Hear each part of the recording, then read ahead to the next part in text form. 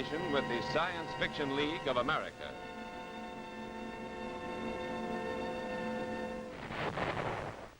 Peace.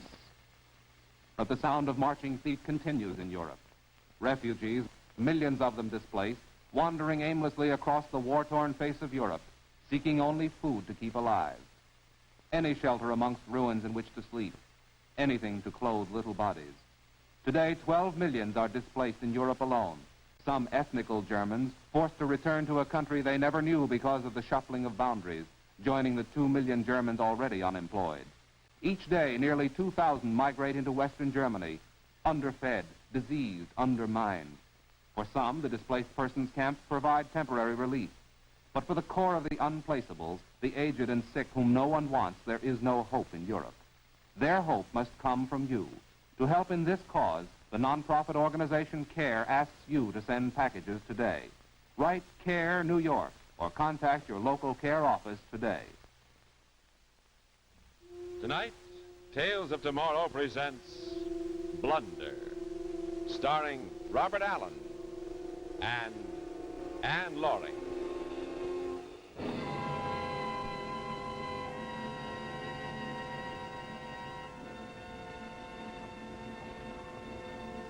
Ladies and gentlemen, this is the Earth. Just as it might look if you were standing on the planet Venus instead of being here in this planetarium.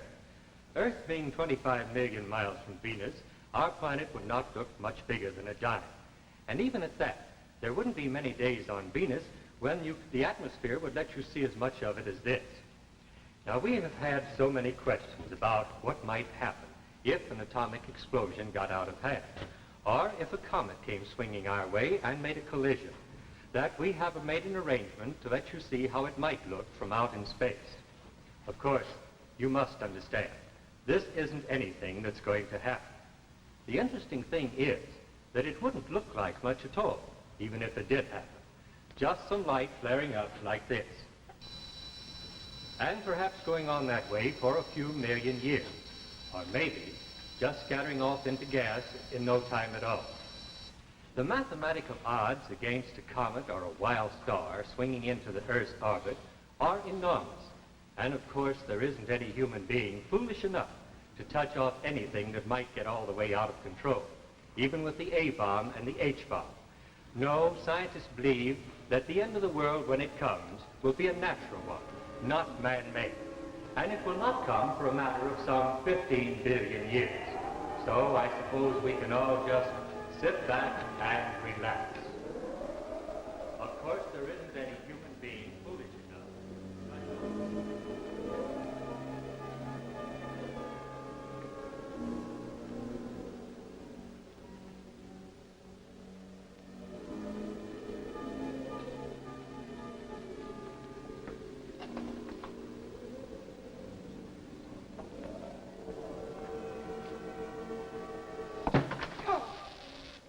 You're not going to... Oh, no, Jane. I'm just getting things ready. You see, the activator doesn't work until the switch is thrown. Now, I told you the experiment wouldn't start till 9, and it won't. These last few minutes, Carl, they seem to take longer than all the years you put on this experiment. Well, at 9 o'clock, we'll know the answer. After the activator starts the bismuth reaction. Reaction? But, Carl, you can't go through with it, not until... Jane, I'm not backing out now. I've told you there isn't one chance in 100 of any trouble. 1 chance in 100? I'll call it 1 chance in 1,000. I've gone through these calculations over and over, and the answer is always the same. Bismuth fission is possible. The pile we've filled up down in the mine is going to start off a slow, controlled reaction, not an explosion. But you sent Dunning and the others to Tromsø, Carl. Wasn't that because of the danger? Their work here was over, Jane. Now, after the reaction starts, then's when our work starts, the making of contracts, hiring a full workforce, getting in the lines to get the power out. Oh, we'll have a natural furnace a mile square and hundreds of yards deep. The whole Arctic Ocean to draw on to supply power for all of Scandinavia. Everson, Dunning and Company's going to be big business, Jane. Very big business. I didn't have to make any contracts in Tromsø, Carl. But you wanted to send me away, too. Well, we're stuck out here in the wilderness, darling. Why should a man ask his wife to stay here when... Yes, Carl, why should you ask me to stay here when that... I never could fool you, could I? You're not sure, are you, Carl? No, don't try to fool me. You're worried, too. Well, all right. Maybe there is one chance in 100 of trouble. I don't suppose there's any point in not facing up to it now. Well, then you do admit that this could go wrong, Carl. That this particular way could be more dangerous than all they've done with uranium and all the other elements. Yes, there is a remote possibility that by splitting the bismuth atom, we might touch off oxygen. Oh. Touch off oxygen? Oh, now, wait a minute, Jane. I just said there was a remote possibility. Theoretically, the sun could explode tomorrow, but it isn't likely. Well, this is the same. But oxygen's everywhere. It's in the air. It's in water. Why, Carl, the whole world could become a gigantic atom bomb. That's right. Well, then shouldn't you be reading more data, Carl? I mean, you always used to check and recheck your information, and this time you haven't even paid any attention. Carl, there were reports from Dunning and the others, and you haven't even read them. Why, if Joaquim Ortega gives up on this, well, mightn't the danger be the very reason? I don't know that anybody's given up, Anne. Things that are published are months, years behind events, and I could read myself blind and not be 1 millimeter further ahead than I am tonight. And what's the point of reading anything when it's so heavily censored? Oh, look, Jane. This dinner was supposed to be a party, wasn't it? Carl, listen to me. You and Dunning have been working here in secret, but outside the there are secret other... stage is over, Jane. My final report has probably already been published. Ortega and Stackpole have most likely already seen it. Now, if they want me to hold up the experiment, Jane, it's too late. There's a time for study and a time for action. We've come to the time for action.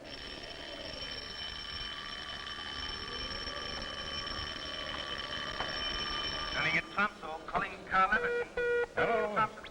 Hello, here. This is Carl. What is it? Carl, are you still holding to the schedule? All set. It goes off at 9. The thing is, someone's been trying to get through on the phone from London. I'm not sure what it's about. I can't take any messages now, Hugh. This is important, Carl. I'll get in touch with you when it's over. I'll be busy till then, so don't try to call me back. Carl, listen to me. You've got to...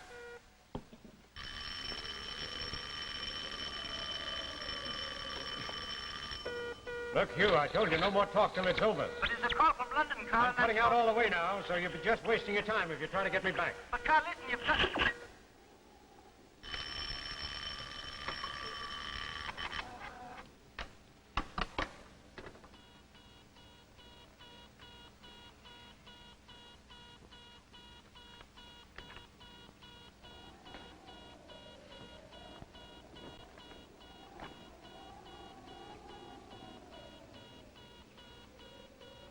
Well, here's to the fission of an element they said could never be split.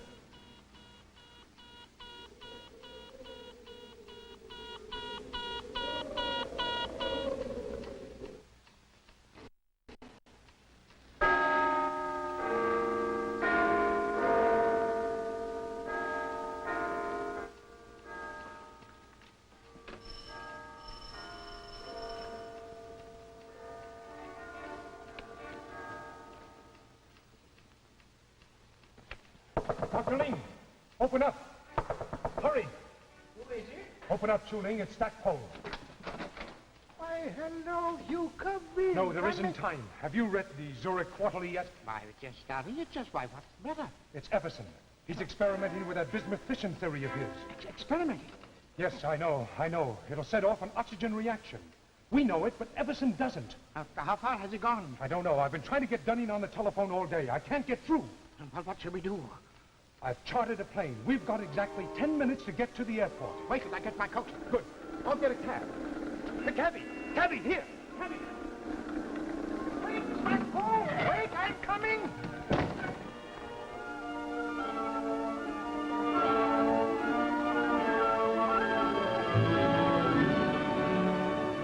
Grandfather, I think you better... In the old stories, Elena, the princess always kissed the one who was sleeping. Grandfather, I didn't mean to wake you. I was just leaving the afternoon mail. Oh, I'm wrong. It was always the princess who was kissed. The famous Dr. Ortega is never wrong. There, and if that makes you a sleeping beauty, don't blame me. At my age, Elena, names mean little, kisses mean much. So whenever you see me dozing, This cable came with the mail? Yes, it came about a half an hour ago. I was wondering whether I should wake you, and then I thought... Is it bad news, Grandfather? Grandfather, the cable, is it bad news? It's from Stackpole in London. He has seen a new report by Everson. Elena, the Zurich Review with my article on bismuth. The issue should have been in Stockholm and Oslo for almost a week now, no? You've asked me that before.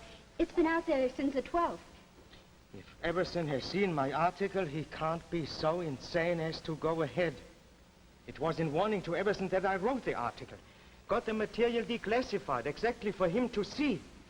He must have seen it by now. He always reads everything that you... Yes, Everson always used to read everything in his field.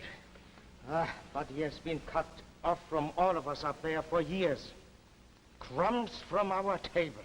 That's all he has been able to get his hands on. But this time, crumbs aren't enough. He has made a mistake. Grandfather, is it a bad one? He's going through with his mine project. The one I wrote this Zurich article to warn him against. When will they learn that censorship works both ways? You mean he might start off a chain reaction that couldn't be stopped? There are no absolutes. It might stop when... When the Earth was gone. When the oxygen was gone. The Earth and all life on it would go too, of course. You said this is what might happen. By my equations, the probability is, well, call it a matter of some 200 to 1. You mean one chance out of 200 that Everson's reaction might get out of control? It's the other way around, Elena. The other way around.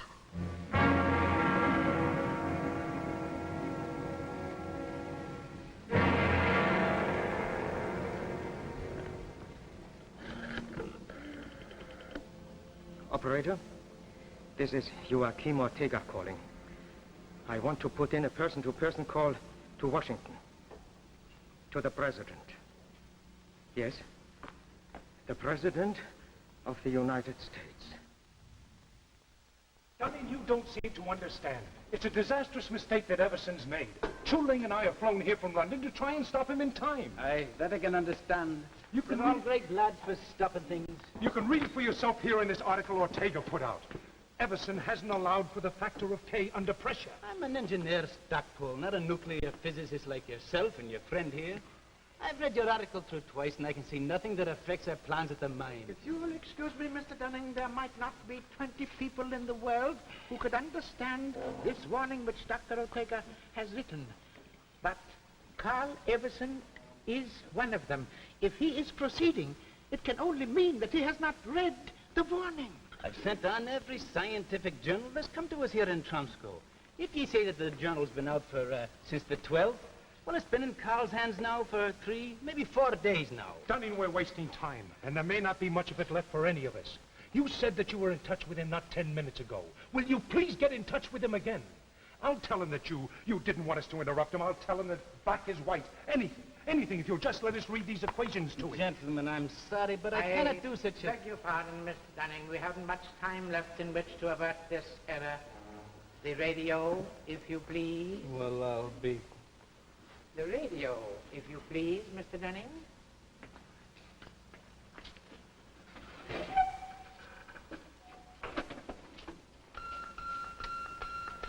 Dunning at Tromsø, calling Carl Everson. Dunning at Tromsø, calling Carl Everson. I can tell you now there's not a chance till after the test. What time is it scheduled for? 9 o'clock tonight, but Carl said he was cutting out his receiver till afterward. Look, Dunning this may be only an outside chance, Calling but Carl it doesn't Everson. need both of us. You can talk to Everson if Dunning raises him. Dunning at How about you, Jeff? Well, I've made arrangements with the Calling Norwegian Carl Home Everson. Minister to let me have a plane to get through to the mine, and paratroopers to make the drop in case we can't land. You stick on here and, well, just wish me luck, will you? I wish you lots of luck, Jeff. Goodbye. Calling Carl Everson. Dunning at Tromsø. Calling Carl Everson. Dunning at Tromsø. Calling Carl Everson.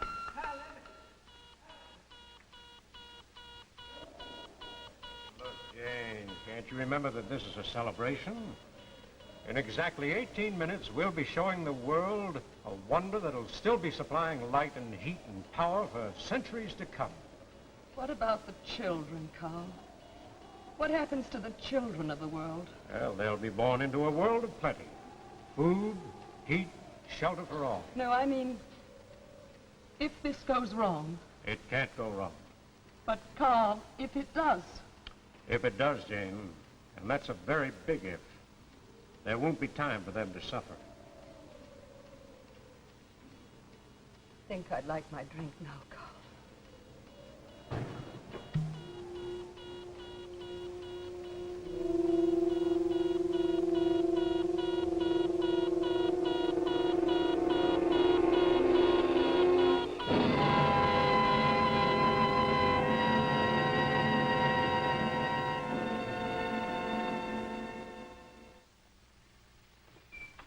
Oh, hello, dear.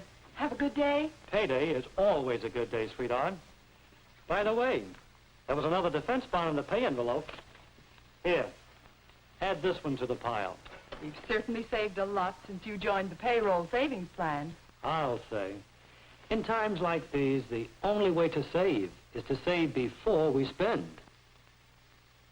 And the easiest way to save is with United States savings bonds.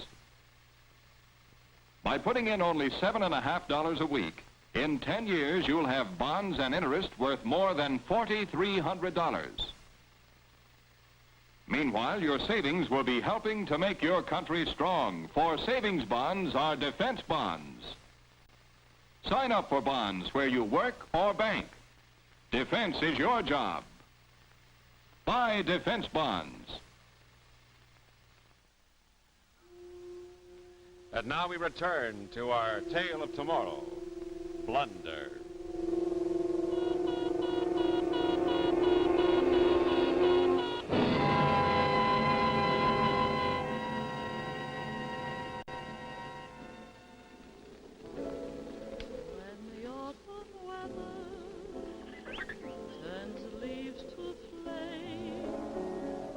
One hasn't got time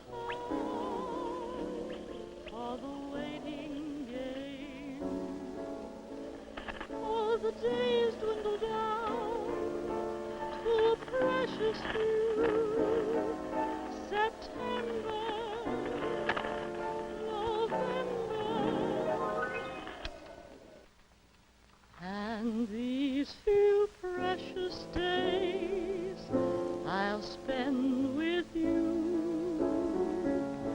These precious days I'll spend. We interrupt this program to relay an urgent warning to Carl Everson. To Carl Everson, to Carl Everson. Dr. Ortega of America asks you to hold off until he can talk with you. Don't start the reaction. Hold off and call Tromso. Dr. Ortega asks you to hold off and call Tromso.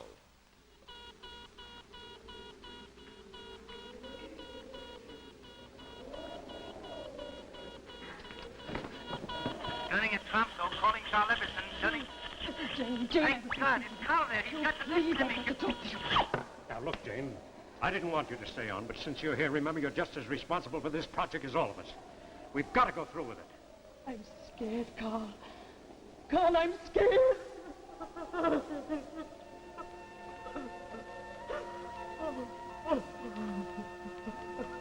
I'm sorry. I just keep thinking about those children. Look, don't you think that I think of them too? Look, Jane, there was a time when I would have waited to check with Ortega and Stackpole. But now it's different. There's a limit to what I can tell them. There's a limit to what they can explain to me. They publish things, sure. Yes, darling, they do publish a little, but what? But it's just the scraps, darling. In Moscow and Leningrad, they can't even publish scraps. But if I can once show them that bismuth fission is a workable, existing reality, I'll make them all talk. Not about war and weapons, but about the full development of this wonderful new power that's coming into our hands. About the simple, inexpensive plants that they can set up all over the world. I'm thinking of the peaceful development for all the billions of people who've never had enough to eat, of this cheap, limitless power that can end poverty in the world. Oh, Carl. Carl, that's a wonderful dream. But the responsibility, do you have the right to take that on yourself?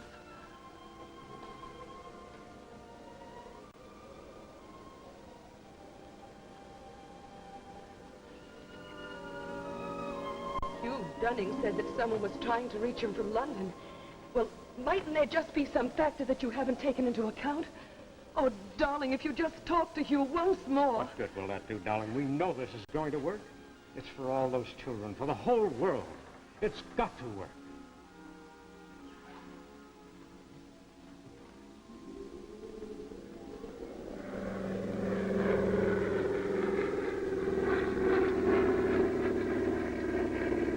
We're over the coast again, Mr. Stackpole. It'll be a few moments now. Does the pilot know his way from here? Yes, we've trained over this area.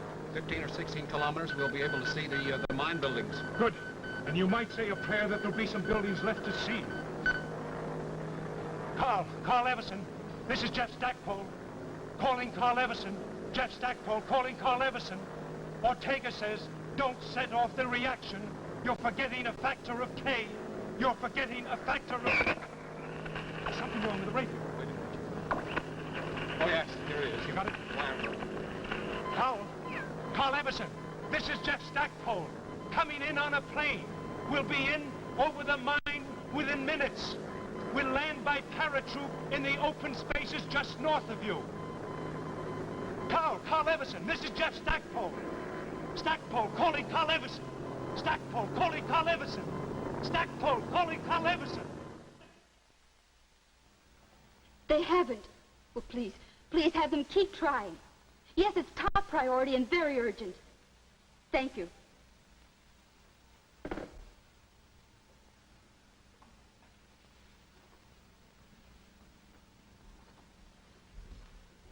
They've got Tromso, but they can't get through to Everson. Chuling's there with Dunning, but they can't get Everson to answer. Stockpole's gone in by plane. He should be dropping to him within minutes. Good. My dear, I think you are in trouble. You think I... It's your move, and I suspect you are going to lose at least the bishop. Grandfather, you just said that the whole world was in danger, that within minutes we all could be blown to nothing. And yet you can sit here over a chessboard and say... Elena, dear, they reach Carl Everson in time now, or they don't. If they don't, there's no remedy that can be devised against this irretrievable blunder. So, let's see about your bishop. But, Grandfather, there must be something that we There's nothing more now. Not from here. What can be done is being done. Perhaps we've all been afraid too long. Now, I have regrets, but there seems very little fear left. Regrets? Big ones, little ones. I could wish to have seen you married. The new strain of melons we are trying out in the garden, how they'll turn out. Those are two of the big ones. For the small one, here's a formula on the properties of magnetic attraction at low temperatures that I would have liked to work out just a little further. But magnetic attraction has nothing to do with bismuth fission or perhaps with anything. But I'm still curious. Grandfather, you can put your mind to a new problem when... When I should be attacking your bishop and queen. Elena, I'm sorry. But it's still your move. You think I'm going to lose the bishop? Just watch.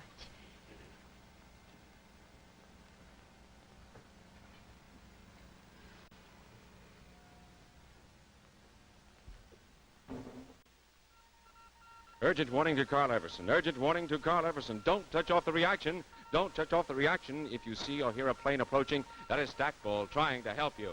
Urgent warning to Carl Everson. Dr. Ortega says you're wrong, absolutely, positively wrong. Urgent warning to Carl Everson. Urgent warning to Carl Everson. Calling Carl Everson. Stackpole calling Carl Everson. Jump.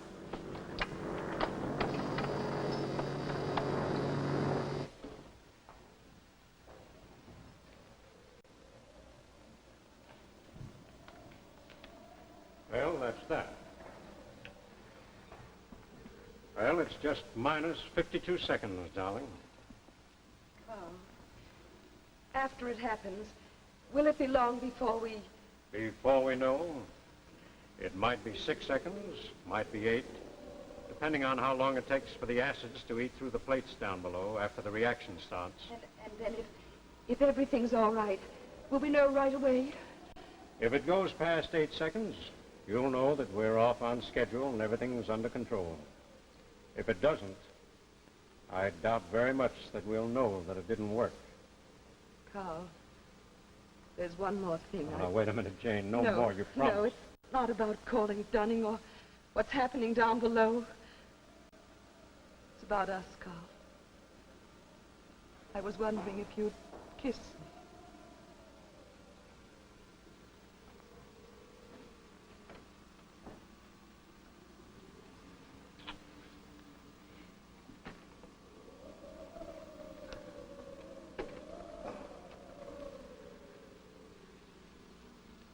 Jane, if you say now that I shouldn't... No. I'm ready now.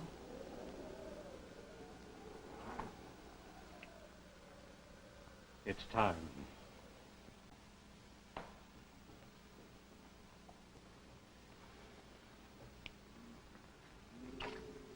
Well, here's to the future. To the future, Carl. Whatever it brings.